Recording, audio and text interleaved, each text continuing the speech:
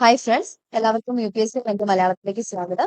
ഇന്നത്തെ വീഡിയോയിൽ UPSC civil service എക്സാമിനേഷന് വേണ്ടിയിട്ടുള്ള ഏതൊക്കെ NCERTs ആണ് പഠിക്കേണ്ടതെന്ന് നമുക്ക് നോക്കാം. വീഡിയോയിലേക്ക് പോവാം. അതിന് മുന്നേ ചാനൽ ആരെങ്കിലും സബ്സ്ക്രൈബ് ചെയ്തിട്ടില്ലെങ്കിൽ സബ്സ്ക്രൈബ് ചെയ്ത് സപ്പോർട്ട് ചെയ്യുക. ഫോർ നോട്ടിഫിക്കേഷൻസിനായിട്ട് ആ ബെല്ലൈക്കൺ കൂടി ഒന്ന് പ്രസ് ചെയ്യുക. നമ്മൾ പറയും UPSC സിവിൽ സർവീസ് എക്സാമിനേഷന് വേണ്ടിയിട്ട് NCERTs പഠിക്കണം. 6ാം ക്ലാസ് തൊട്ട് 12ാം ക്ലാസ് വരെയുള്ള NCERTs ആണ് പഠിക്കേണ്ടതെന്ന് പറയും. എന്നാൽ ഓൾഡ് NCERTs ആണോ പഠിക്കേണ്ടത്, അല്ലെങ്കിൽ ന്യൂ NCERTs ആണോ പഠിക്കേണ്ടത്, ഇങ്ങനെയുള്ള കാര്യങ്ങളൊന്നും പറയുന്നില്ല. അതും ഇതിന്റെ കോമ്പിനേഷൻ ആണ് പഠിക്കേണ്ടത്. ഇങ്ങനെയുള്ള കാര്യങ്ങളൊന്നും ആരും പറയുന്നില്ല. പറയും എന്താണ് 6ാം ക്ലാസ് തൊട്ട് 12ാം ക്ലാസ് വരെയുള്ള NCERTs പഠിക്കണം. ഓക്കെ, അപ്പൊ നമുക്ക് ഏതൊക്കെ ടെക്സ്റ്റുകളാണ് പഠിക്കേണ്ടതെന്ന് നോക്കാം. ഇപ്പൊ ഏതൊക്കെ NCERTs ആണ് പഠിക്കേണ്ടത്? ഹിസ്റ്ററി പഠിക്കണം, ജോഗ്രഫിക്ക് വേണ്ടിയിട്ട് NCERT പഠിക്കണം, പൊളിറ്റിക്ക് വേണ്ടിയിട്ട്, എക്കണോമിക്സിന് വേണ്ടിയിട്ട്, ഇന്ത്യൻ സൊസൈറ്റിക്ക് വേണ്ടിയിട്ട്. ഇനിയിപ്പോ സയൻസിന് വേണ്ടിയിട്ട് എന്താണ് NCERTs പഠിക്കേണ്ട കാര്യമില്ല. എന്ത് ചെയ്താൽ മതി? കറണ്ട് അഫയേഴ്സിൽ ഫോക്കസ് ചെയ്താൽ മതി. ഇനിയിപ്പോ അത്രയും സയൻസ് അറിയില്ല എന്നുള്ളവർ എന്ത് ചെയ്യുക? NCERTs നോക്കുക. ഓക്കെ, പിന്നെന്താണ്? ഇപ്പൊ ഡിഗ്രിയിൽ എക്കണോമിക്സ് ബാക്ക്ഗ്രൗണ്ടിൽ നിന്നാണെങ്കിൽ എന്താണ് അവർക്ക് എക്കണോമിക്സിന്റെ NCERTs സ്കിപ്പ് ചെയ്യാം. ഇപ്പൊ എന്താണ് ഹിസ്റ്ററി ഒക്കെ പഠിച്ച ആളുകളാണെങ്കിൽ എന്താണ് അവർക്ക് ഹിസ്റ്ററിയുടെ NCERTs സ്കിപ്പ് ചെയ്യാം. നമ്മൾ ബേസിക്സ് ക്ലിയർ ആവാനായിട്ടാണ് എന്ത് ചെയ്യുന്നത്?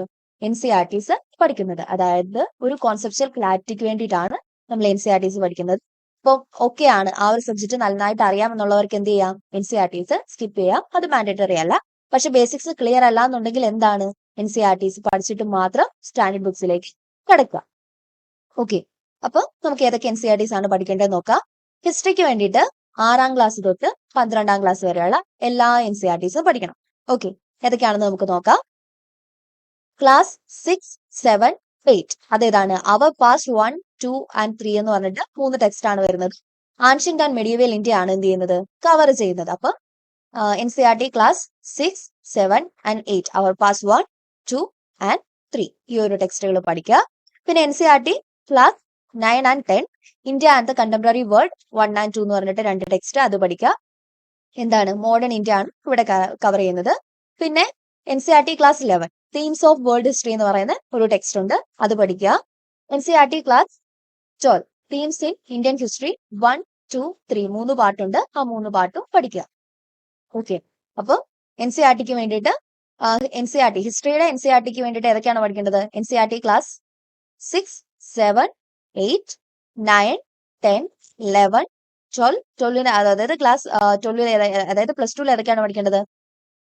3 പാർട്ടുണ്ട്. Themes in Indian history part 1, part 2, part 3 ഇത്രയുമാണ് ഹിസ്റ്ററിക്ക് വേണ്ടിയിട്ട് പഠിക്കേണ്ട NCERTs. ഇനി ജോഗ്രഫിക്ക് വേണ്ടിയിട്ടുള്ള NCERTs നോക്കാം. NCERT ക്ലാസ് 6, 7, 8 പഠിക്കുക. The earth our habitat, our environment, resources and development ഇത്രയും ടെക്സ്റ്റുകളാണ്. ഓക്കെ, അതിന്റെ പേര് ഞാൻ പറയുന്നത് പഠിക്കാനായിട്ട് എളുപ്പത്തിന്. നമ്മൾ ഇവിടെ എന്താ എടുക്കുന്നത്? NCERTയുടെ ഓൾഡ് NCERTയുടെയും ന്യൂ NCERTയുടെയും ഒരു രണ്ടും കൂടെയാണ് നമ്മൾ പഠിക്കുന്നത്. അല്ലാതെ ഓൾഡ് NCERTയിലും മാത്രം ഫോക്കസ് ചെയ്യുക അല്ലെങ്കിൽ ന്യൂ NCERTയിലും മാത്രം ഫോക്കസ് ചെയ്യുക അല്ല ചെയ്യുന്നത്. ഓക്കെ, ഇനി ജോഗ്രഫിയുടെ NCERT ക്ലാസ് 9, 10 അതേതാണ്? കണ്ടംപററി ഇന്ത്യ പാർട്ട് 1, പാർട്ട് 2 എന്ന് പറഞ്ഞിട്ട് 2 ടെക്സ്റ്റ് ഉണ്ടാവും, അത് പഠിക്കുക. ശേഷം എന്താണ്? പ്ലസ് 1ലെ NCERT ജോഗ്രഫിയുടെ NCERT പഠിക്കുക. Fundamentals of physical geography, India physical environment എന്ന് പറഞ്ഞിട്ട് 2 ടെക്സ്റ്റ് ഉണ്ടാവും, ആ ടെക്സ്റ്റുകൾ പഠിക്കുക. പിന്നെ NCERT class 12 fundamentals of human geography, India people and economy ഈ ടെക്സ്റ്റും എന്ത് ചെയ്യുക? പഠിക്കുക. ഇപ്പൊ ജോഗ്രഫിക്ക് വേണ്ടിയിട്ട് 6ാം ക്ലാസ് തൊട്ട് 12ാം ക്ലാസ് വരെയുള്ള NCERTs പഠിക്കുക. ഇനി പൊളിറ്റിക്ക് വേണ്ടിയിട്ട് നമ്മൾ കൂടുതൽ ഫോക്കസ് ചെയ്യേണ്ട ഏതാണ്? ഇന്ത്യൻ കോൺസ്റ്റിറ്റ്യൂഷൻ അറ്റ് വർക്ക് എന്ന് പറയുന്ന പ്ലസ് 1ലെ NCERTയിലാണ്. ഓക്കെ, ഇനിയിപ്പോ നമുക്ക് ടൈം ഉണ്ടെന്നുണ്ടെങ്കിൽ എന്ത് ചെയ്യുക? എല്ലാം പഠിക്കുക. ടൈം ഉണ്ടെന്നല്ല, കവർ ചെയ്യാൻ പറ്റുമെങ്കിൽ എല്ലാം കവർ ചെയ്യുക, അതാണ് ഏറ്റവും നല്ലത്. പക്ഷെ ഏറ്റവും കൂടുതൽ ഇമ്പോർട്ടന്റ് ആയിട്ട് വരുന്ന ടെക്സ്റ്റ് ഏതാണ്? ഇന്ത്യൻ കോൺസ്റ്റിറ്റ്യൂഷൻ അറ്റ് വർക്ക് എന്ന് പറയുന്ന പ്ലസ് 1ലെ NCERT ആണ്. പൊളിറ്റിക്ക് വേണ്ടിയിട്ട് അത് ഓർത്ത് വെക്കുക. ഈ പ്ലസ് 1ലെ NCERT ഓർത്ത് വെക്കുക, ഒരിക്കലും സ്കിപ്പ് ചെയ്യരുത്, പഠിക്കുക. ഓക്കെ, അപ്പം 9ാം ക്ലാസ്സിലെയും 10ാം ക്ലാസ്സിലെയും NCERT പഠിക്കുക. അതേതാണ്? Democratic politics 1, 2. ഓക്കെ, 2 പാർട്ടാണ്, പാർട്ട് 1, പാർട്ട് 2 എന്ന് പറയുന്നത്. 9ാം ക്ലാസ്സിലെയും 10ലെയും NCERT ബുക്ക്, പൊളിറ്റിയുടെ NCERT ബുക്ക്. പിന്നെ പ്ലസ് 1ലെ ഞാൻ പറഞ്ഞ ഇന്ത്യൻ കോൺസ്റ്റിറ്റ്യൂഷൻ അറ്റ് വർക്ക് എന്ന് പറയുന്ന ഒരു ടെക്സ്റ്റ്, പിന്നെ പൊളിറ്റിക്കൽ തിയറി. പിന്നെ NCERT ക്ലാസ് 12 12ാം ക്ലാസ്സിൽ ഏതാണ് പഠിക്കേണ്ടത്?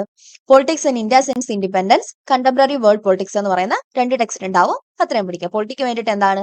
6ാം ക്ലാസ് തൊട്ടുള്ളത് പഠിച്ചു പോകണ്ട. 9ാം ക്ലാസ്, 10, പ്ലസ് 1, പ്ലസ് 2 അതിലെ +1 ആണ് ഏറ്റവും ഇമ്പോർട്ടന്റ് ആയിട്ട് വരുന്നത് ഇന്ത്യൻ കോൺസ്റ്റിറ്റ്യൂഷൻ അറ്റ് വർക്ക് എന്ന് പറയുന്ന ആ ഒരു NCERT.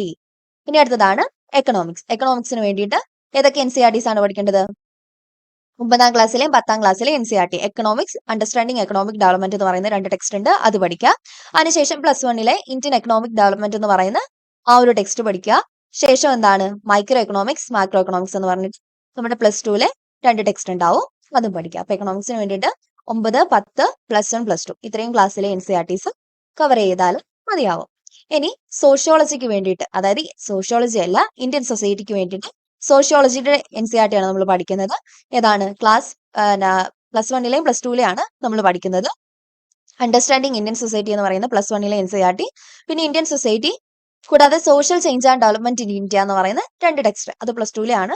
ഇത്രയും NCERTs ആണ് നമ്മൾ പഠിക്കുന്നത്. ഓർത്തു വെക്കുക, ഓൾഡ് NCERT അതുപോലെ തന്നെ ന്യൂ NCERT ബുക്സും നമ്മൾ എന്ത് ചെയ്യുന്നുണ്ട്, പഠിക്കുന്നുണ്ട്. അല്ലെങ്കിൽ അതായത് ഓൾഡ് NCERTൽ മാത്രം ഫോക്കസ് ചെയ്യുകയോ അല്ലെങ്കിൽ ന്യൂ NCERTൽ മാത്രം ഫോക്കസ് ചെയ്യുകയോ ആണ് ചെയ്യുന്നത്. അല്ല, രണ്ടും നമ്മൾ പഠിക്കുന്നുണ്ട്. ഓക്കെ, അപ്പം ഏകദേശം ഒരു ക്ലാരിറ്റി കിട്ടിയെന്ന് തോന്നുന്നുണ്ട്. എന്തെങ്കിലും ഡൗട്ട്സോ കാര്യങ്ങളോ ഒക്കെ ഉണ്ടെങ്കിൽ കമന്റ്സിൽ അറിയിക്കുക. കൂടാതെ UPSCയുടെ കംപ്ലീറ്റ് നോട്ട്സ് അവൈലബിൾ ആണ്.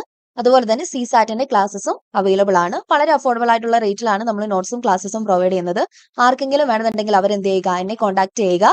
ഞാൻ എന്റെ വാട്സ്ആപ്പ് ഗ്രൂപ്പിന്റെ ലിങ്ക് ഡിസ്ക്രിപ്ഷനിൽ കൊടുത്തേക്കാം. അതിൽ ജോയിൻ ചെയ്തിട്ട് എന്ത് ചെയ്താൽ മതിയാവും, എനിക്ക് പേഴ്സണലായിട്ട് മെസ്സേജ് ചെയ്താൽ മതിയാവും. Thank you. ചാനൽ എല്ലാവരും ഒന്ന് സബ്സ്ക്രൈബ് ചെയ്ത് സപ്പോർട്ട് ചെയ്യുക. ഫോർ നോട്ടിഫിക്കേഷൻസിനായിട്ട് ആ ബെല്ലൈക്കൺ കൂടി ഒന്ന് പ്രസ് ചെയ്യുക.